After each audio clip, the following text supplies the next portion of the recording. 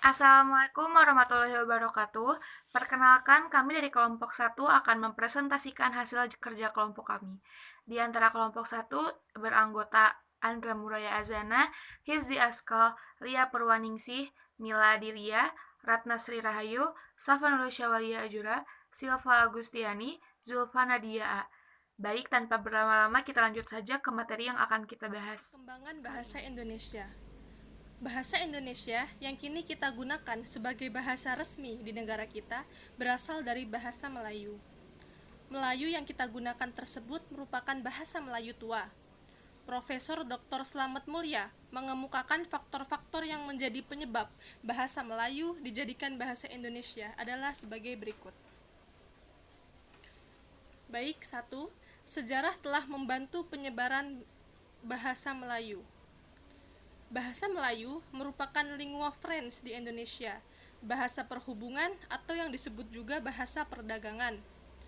Dengan bantuan para pedagang, bahasa Melayu disebarkan ke seluruh pantai Nusantara, terutama di kota-kota pelabuhan. Inilah yang menjadi penyebab bahasa Melayu menjadi bahasa penghubung antar individu. Yang kedua, bahasa Melayu mempunyai sistem yang sederhana, mudah dipelajari. Karena bahasa Melayu tidak dikenal dengan tingkatan bahasa seperti dalam bahasa Jawa atau bahasa Bali. Atau juga bahasa Melayu tidak dikenal dengan perbedaan pemakaian bahasa kasar dan bahasa halus seperti dalam bahasa Sunda atau bahasa Jawa. 3. Terdapat faktor psikologis. Yang dimaksud faktor psikologis di sini adalah yaitu suku bangsa Jawa dan Sunda telah dengan sukarela menerima bahasa Indonesia sebagai bahasa nasional, semata-mata didasarkan pada keinsafan akan manfaatnya. Ada keikhlasan mengabdikan semangat dan rasa kesukuan, karena sadar akan perlunya kesatuan dan persatuan. Yang keempat, kesanggupan bahasa itu sendiri juga menjadi salah satu faktor penentu. Jika bahasa itu tidak mempunyai kesanggupan untuk dipakai menjadi bahasa kebudayaan dalam arti luas, tentulah bahasa itu tidak akan dapat berkembang menjadi bahasa yang sempurna. Pada kenyataannya dapat dibuktikan bahwa bahasa Indonesia adalah bahasa yang dapat dipakai untuk merumuskan pendapat secara tepat dan mengutarakan perasaan secara jelas. Baik, itulah beberapa faktor-faktor yang menjadi penyebab bahasa Melayu dijadikan sebagai bahasa Indonesia. B. Sejarah perkembangan bahasa Indonesia pada masa prakemerdekaan. Bahasa Indonesia berasal dari bahasa Melayu yang dipakai sebagai bahasa penghubung antar suku di Nusantara dan sebagai perkembangan bahasa Indonesia yang digunakan dalam perdagangan. Perkembangan dan pertumbuhan bahasa Melayu tampak jelas dari berbagai peninggalan-peninggalan. Misalnya, 1. Tulisan yang terdapat pada batu nisan di Minyak Tujuh, Aceh pada tahun 1380. Yang kedua, prasasti Kedukan Bukit di Palembang pada tahun 683. Dan pada saat itu, bahasa Melayu telah berfungsi sebagai bahasa kebudayaan, bahasa perhubungan, bahasa perdagangan, dan bahasa resmi kerajaan. Bahasa Melayu menyebar ke pelosok Nusantara bersamaan dengan menyebarnya agama Islam di wilayah Nusantara, serta makin berkembang dan bertambah kokoh keberadaannya karena bahasa Melayu mudah dipahami dan dipelajari oleh masyarakat Nusantara sebagai bahasa perhubungan. Perkembangan bahasa Melayu di wilayah Nusantara mempengaruhi dan mendorong tumbuhnya rasa persaudaraan dan rasa persatuan bangsa Indonesia. Oleh karena itu, para pemuda Indonesia yang tergabung dalam perkumpulan pergerakan secara sadar mengangkat bahasa Melayu menjadi bahasa Indonesia sebagai bahasa persatuan untuk seluruh bangsa. C. Sejarah perkembangan bahasa Indonesia masa pasca merdeka. 1. Bahasa Indonesia lahir pada tanggal 28 Oktober 1928.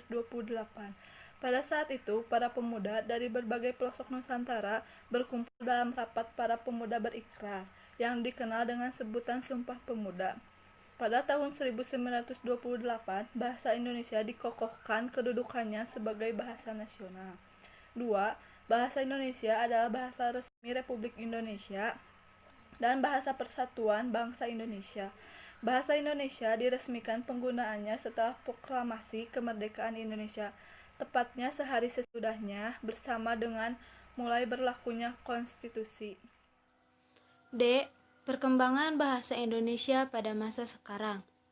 Perkembangan bahasa Indonesia di masa sekarang semakin membaik, apalagi dengan makin diminatinya bahasa Indonesia oleh masyarakat internasional. Bahkan bahasa Indonesia pun saat ini menjadi bahan pembelajaran di negara-negara asing seperti Australia, Belanda, Jepang, Amerika Serikat, Inggris, Cina, dan Korea Selatan. Tetapi hal tersebut sedikit berbanding terbalik dengan masyarakat di Indonesia. Seiring berkembangnya zaman, justru masyarakat di Indonesia mulai mencampur bahasa Indonesia dengan bahasa asing, baik dalam pemakaian sehari-hari, bahkan dalam forum ilmiah, dan banyaknya institusi-institusi yang mulai menggunakan bahasa asing sebagai bahasa pengantar. Bahasa Indonesia pelan-pelan mulai terpinggirkan dan terkikis jati dirinya oleh pengaruh teknologi yang berkembang semakin pesat dan tidak ada batasnya. Yang kedua, bahasa Indonesia harus dibina dan dikembangkan dengan baik, karena bahasa Indonesia itu merupakan salah satu identitas atau jati diri bangsa Indonesia. Dengan kata lain, sebagai warga negara Indonesia yang baik, sepantasnya bahasa Indonesia itu dicintai dan dijaga. Selalu berusaha agar cermat dan teratur menggunakan bahasa Indonesia. Setiap warga negara Indonesia juga harus bersama-sama berperan serta dalam membina dan mengembangkan bahasa Indonesia itu menuju ke arah yang lebih Peristiwa positif. penting yang mempengaruhi perkembangan bahasa Indonesia. Peristiwa ini dianggap sebagai suatu kisah penting yang tidak terpisahkan dari perkembangan bahasa Indonesia. Yang ke-1, tahun 1908, pemerintah kolonial mendirikan sebuah badan penerbit buku-buku bacaan yang diberi nama Komisi for the Volkskultur atau Taman Bacaan Rakyat. Yang kedua, tanggal 16 Juni 1927, Yahya Datuk Kadjo menggunakan bahasa Indonesia dalam pidatonya. Yang ketiga, tanggal 28 Oktober 1928, secara resmi Muhammad Yamin mengusulkan agar bahasa Melayu menjadi bahasa persatuan Indonesia. Pada tahun 1933, berdiri sebuah angkatan sastrawan muda yang menamakan dirinya sebagai Pujangga Baru yang dipimpin oleh Sultan Takdir Ali Syahbana. Dan selanjutnya, pada tahun 1936, Sultan Takdir Ali Syahbana menyusun tata bahasa baru yaitu bahasa Indonesia. Itulah presentasi dari kelompok kami. Mohon maaf apabila banyak kekurangan dan kesalahan. Sekian, wassalamualaikum warahmatullahi wabarakatuh.